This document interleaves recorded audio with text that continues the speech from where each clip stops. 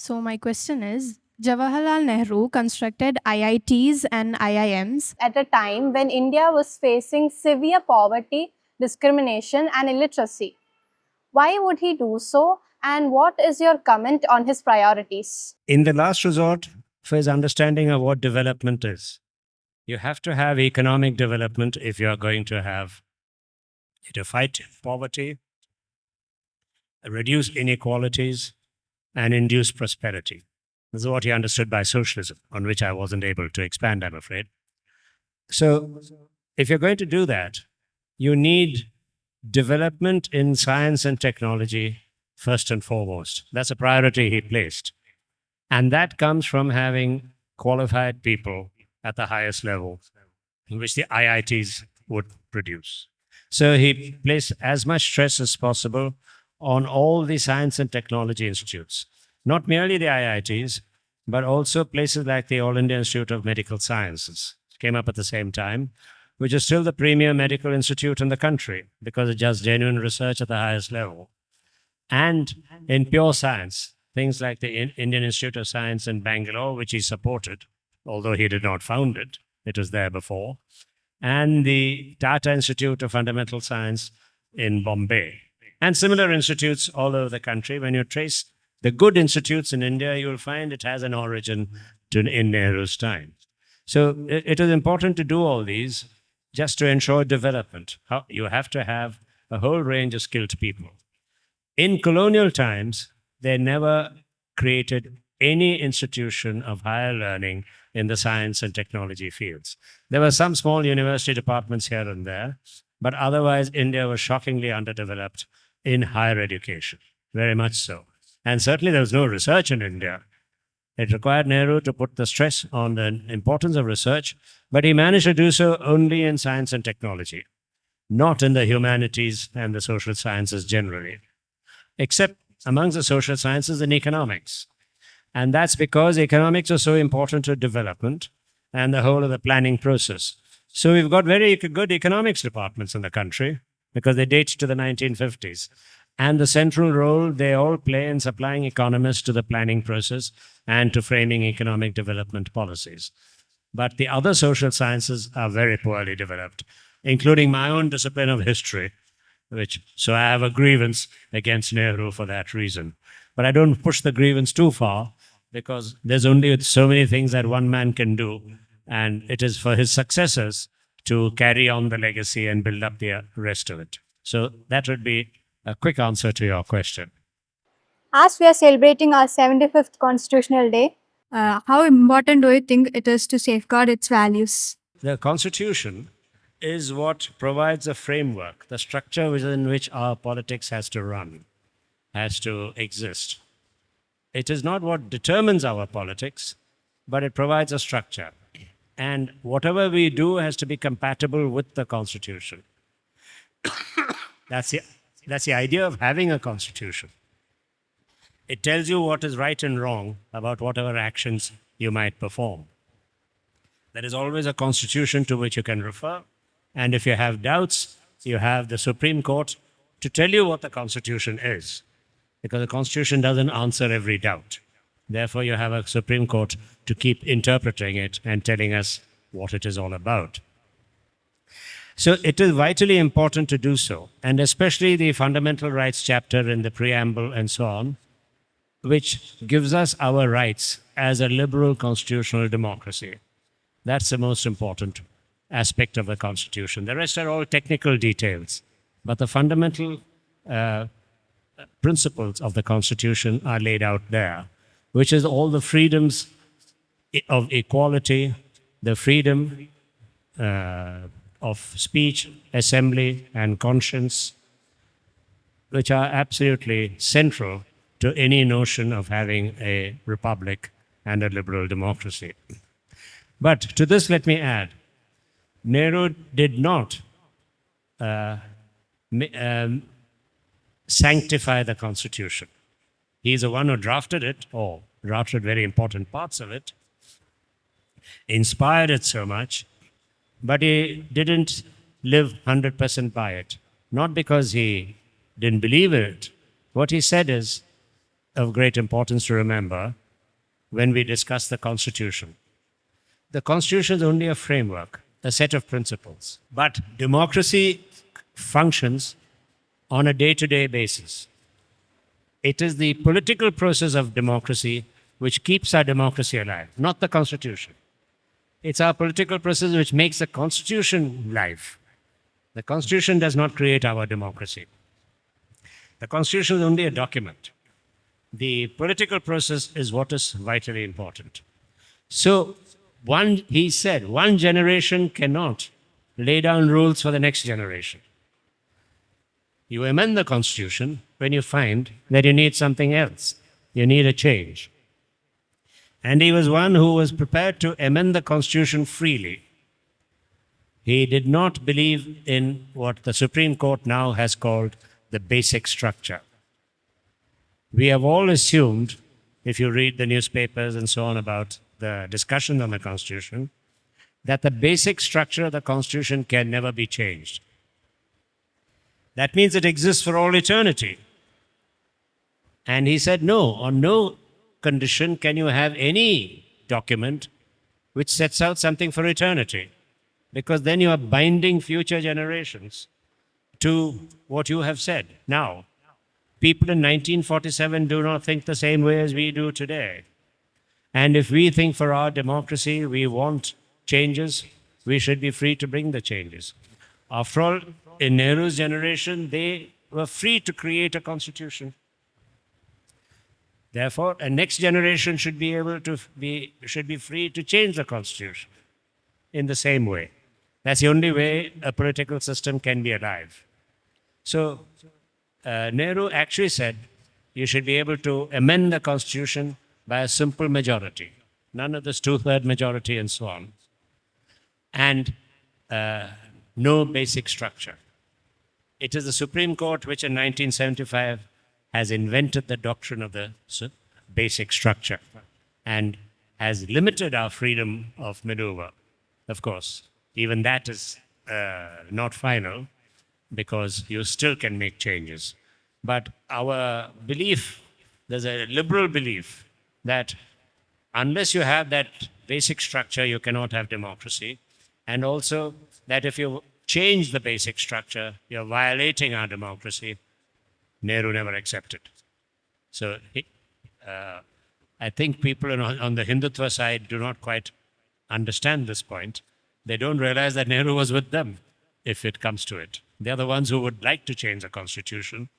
And it is the liberal upholders of the fundamental rights today who believe in the basic structure. So Nehru is actually on the other side. But I don't think the jurists quite understand that. So I would like to ask how socialism is relevant in the current scenario. Since the question is why socialism is important today, I was just having an exchange and saying, well, actually it's not important. Everyone has assumed that socialism has been abandoned. But the word appears in the Constitution. It was inserted by Indira Gandhi, not by Nehru. And he was asked this question. Neither democracy, secularism, of course, is not there, which Indira Gandhi inserted. Socialism was not there. And he did not even insert the word democracy in the aims and objects of the Constitution. Nehru defined India by only 3 words: independent, sovereign, republic. He did not say democratic republic. He said specifically only independent and sovereign. And he was asked, why don't you say socialist and democratic? Surely they are so important. And that's what you've been campaigning for all your life. He said, it is taken for granted. Our whole movement has been democratic, and therefore the republic can be only democratic. Of course, here Nehru was being a bit disingenuous. There are many republics in history which are total dictatorships. The contemporary one to Nehru was the Soviet Union. It's a republic, and it was the greatest dictatorship of his time, and all the republics who are members of the Soviet Union.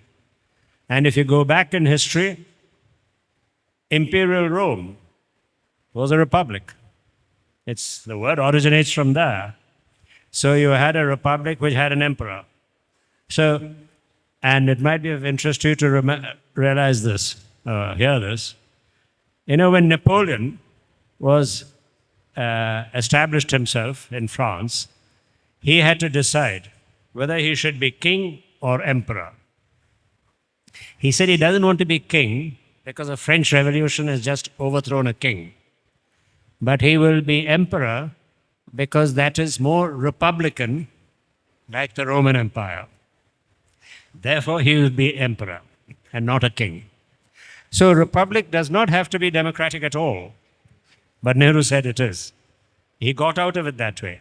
And the reason he didn't want these words like democratic and socialist was, it creates more divisions. The more you create these, insert these abstract terms, the more divisions it creates within society. Socialism especially he did not insert because nobody was socialist in those days. Nehru was in a minority. The Congress party didn't believe in socialism at all. And Nehru again and again admitted that he's in a minority. There was a Congress Socialist Party, a small group, led by Jayaprakash Narayan and so on, who soon enough left the Congress and worked from outside. Then you had the Communist Party, who were socialists also, and they were completely outside. But within the Congress, Nehru was in a minority as a socialist. But the point is, he considered socialism to be a matter of great importance. And here let me suggest why. What he understood by socialism was prosperity. You can't have socialism with poverty. You have to have prosperity, which means growth. There has to be economic growth and development, which is what his major commitment was. You have to reduce inequalities, make people as equal as possible. Another major objective on his part. And that whole process would be led by the state. Only the state can lead in the developmental process of India and work towards reducing inequalities. And the process of leading the leadership by the state of the economy was through the institution of planning. So the planning was to be the carrier of this whole process in the early days. And he's a great believer in planning. So I would like to interrupt. So why was it necessary to add socialism to the constitution? He didn't add it. So in the preamble, it is written socialist, secular, democratic. Indira Gandhi added. Okay, then why was it necessary? Why was it necessary? She found, now, as I said, Nehru's method of ruling was to be inclusive, bring everyone into the political process to have as much of a coalition structure of governance as possible, not to divide people, not to drive them into opposition and hostility. He said, make them inclusive. And Nehru's first government, if you remember, had the BJP membership in it. Shyama Prasad Mukherjee was there. And you had people like John Mathai, who was not a congressman at all. He came from the corporate structure, didn't believe in socialism, didn't believe in planning, and he left the ministry because of planning. So you had a whole lot of other people who were not Congress, who were not remotely socialist, and the socialists refused to join the ministry. But his method was to make it as inclusive as possible, not to divide. Indira Gandhi's technique was to divide, to set up secularism as a militant form of policy and activity against communalism. The country would be divided between secular and communal. Nehru saw it was divided, and he understood that India is ideologically divided into two camps. But he tried to make it as the division as soft as possible. But Indira Gandhi wanted to make it as sharp as possible. And therefore, socialism was introduced as a form of dividing her side from the communal side. So do you think, seeing today, do we need to remove socialism from the constitution? Should we remove socialism from the constitution? Yes. Well, I would prefer to have it removed, but not as a way of attacking the secular structure, which Nehru had first given to us. You see, now those who want to remove socialism will be on the side of Hindutva.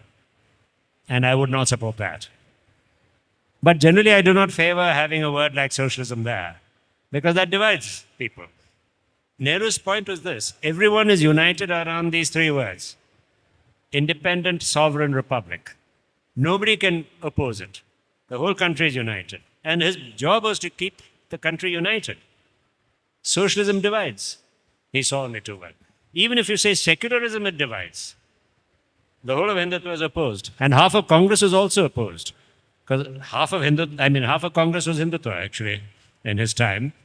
So all these are divisive words, and he didn't want it. He wanted to follow those policies, but not to insert it. But there's a further reason for why socialism was so important in his time, why he considered it important.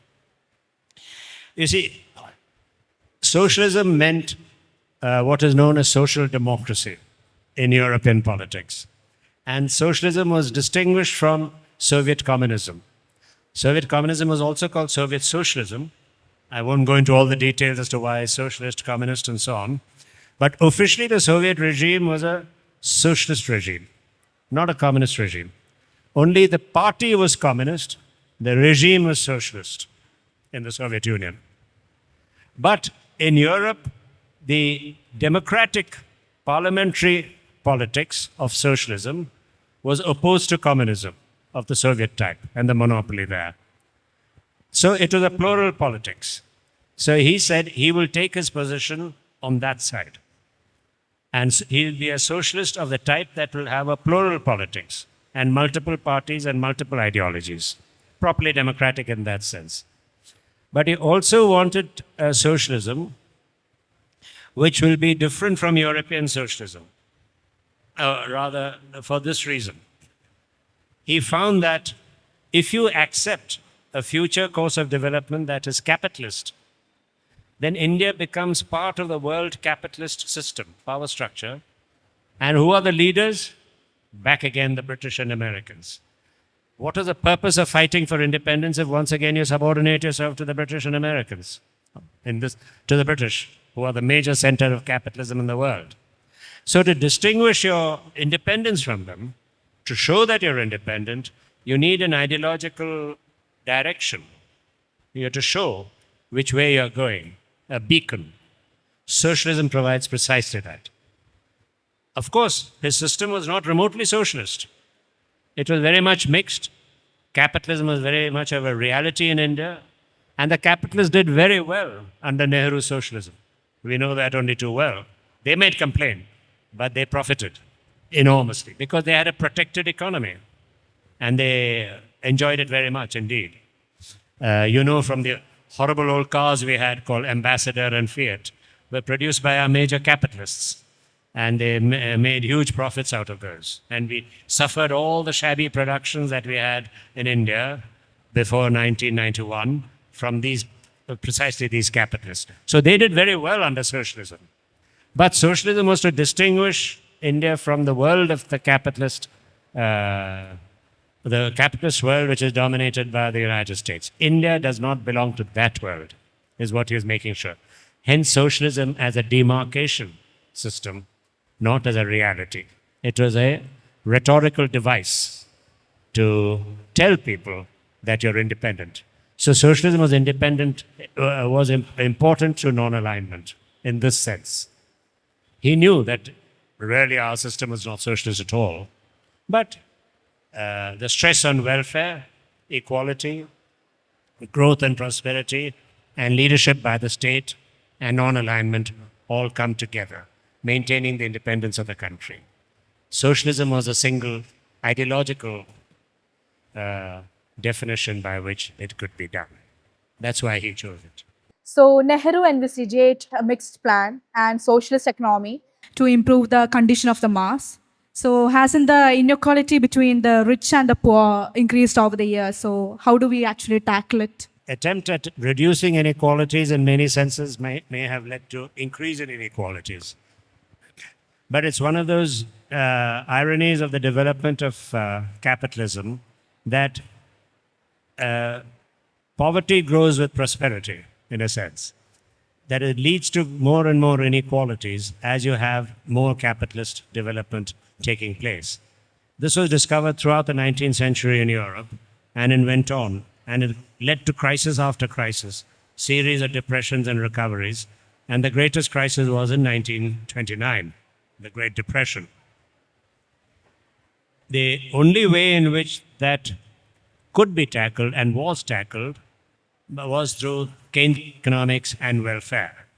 That is, the state takes the lead in providing demand, ensuring demand by providing free credit and greater growth thereby, and provide welfare after that so that people could have enough money in their pockets to ensure demand for what is produced.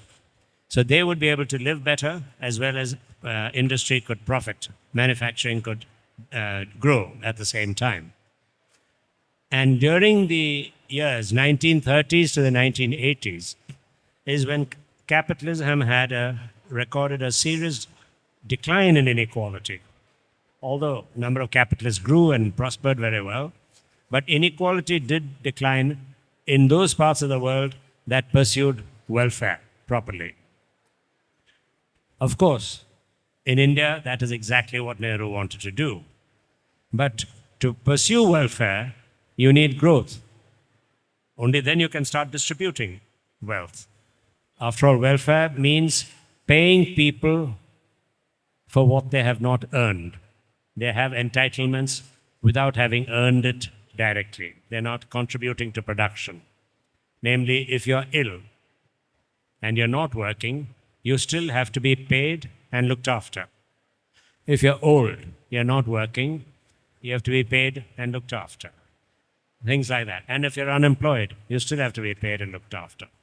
And there are a whole lot of people who can never work. They also have to be. So how do you ensure welfare? You have to have prosperity. That's why some of the most prosperous countries in Europe are the most welfare states, most welfare-oriented states, like Scandinavia. India simply did not reach that level of prosperity. It could not. Our problem always was, first you must have growth before you can have distribution to ensure welfare. So all governments in India oscillated between the two, providing welfare and ensuring growth. And if you remember the Manmohan Singh years, the tussle between Manmohan Singh and Sonia Gandhi, or the two camps, you might say, or what they represented. Sonia Gandhi represented the welfare orientation. Manmohan Singh represented the growth orientation. And always there were many ideological disputes between the different supporters of either side. And Manmohan Singh's point always was, yes, I also want welfare, but I must have growth before I can give welfare, before I can start distributing. Nehru felt the same in his days, and if he could not ensure welfare, it is because there was not enough growth. Therefore, his stress was all the time on ensuring greater employment as much as possible. At least employment leads to greater earnings and therefore security, social security. Hence, his planning process included the Gandhian cottage industries idea. The second plan, which is considered very Soviet. Large industry, the core industries, were in the government sector and the public sector through the planning process. The private sector was allowed what is not heavy industry. They were allowed to enter those areas. And he made provision for cottage industries. So the huge mass of village population could find employment and an outlet for their products through the private sector. He had to combine all these processes. Of course, it did not lead to as many good results as we might have wanted, but at least it did not lead to mass starvation, famines, and so on, as there used to be. That came to an end. That much was achieved. But these are very large processes, very complex processes, and he obviously could not master it all. That's how it went. Sir, thank you for being here. Thank you for blessing this occasion with your presence. You have given us so much valuable insights into this topic. And I would like to express my heartfelt thank you on behalf of all of Silver Hills. Thank you, sir. Thank you very much for sitting so patiently through all this. I must say I enjoyed it. I hope you did.